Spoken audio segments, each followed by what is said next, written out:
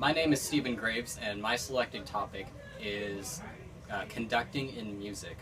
So, conducting, the best way that I can describe it is kind of like the controls of a vehicle, like a car, because it has a lot of comparisons that you can use, and that's actually the speech format that I'm using. I'm comparing something that you know to something that's a little more unknown, and I'm using a lot of analogies. So, one thing that is that relates the two is they both try to get you to go somewhere. Conducting is the guy or the girl that's in front of the band that is waving their arms in the front, and what that does is it helps guide the band in many different ways. Because how fast you do the pattern is how you decide the speed of the band. So it's kind of like the accelerator and the braking system in a car, because it's the difference between going really slow or going really fast. And Merriam-Webster defines tempo as the speed at which a passage of music is played, and the conductor in the front of the band decides the tempo of the band, and their job is to keep it steady so that the tempo doesn't change unless it's supposed to. So the actual pattern that's used when you're conducting is kind of like the steering wheel, because it decides kind of where the band is going, because the pattern can decide how the band is supposed to play. Merriam-Webster defines a march as a song that is really conducive to marching, and it's got a sharp sound. So if I'm conducting a march, then I would use a much sharper pattern, because I want the band to play a sharper sound. I want the notes to be what is called staccato. Staccato notes are where the notes don't really touch, so da, da, da, da, da. And when you're playing a march, you generally want staccato notes. You don't want the notes touching each other. So an example of that would be like the Star Spangled Banner. It is in a march style at the beginning, da, da, da, da, da, da. You have the notes very separate. So if you're conducting the Star Spangled Banner, you use a very sharp pattern. And if you're conducting something slower and prettier, then you would use a more legato type of style. Legato is prettier, the notes are more connected, like da, da, da, da.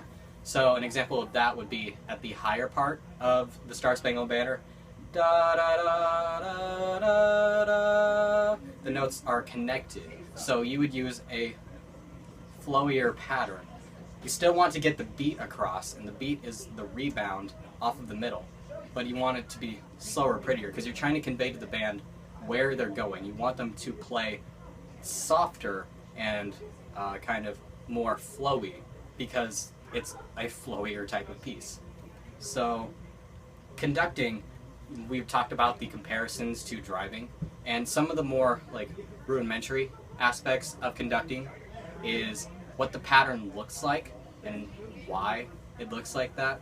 So most music is written in what is called 4/4 time, which means that there are 4 quarter notes in a measure of music, and a measure is kind of just like a word when you're using it, when you're comparing it to a sentence. So you have multiple words that make up a song. So you have multiple measures that make up a song.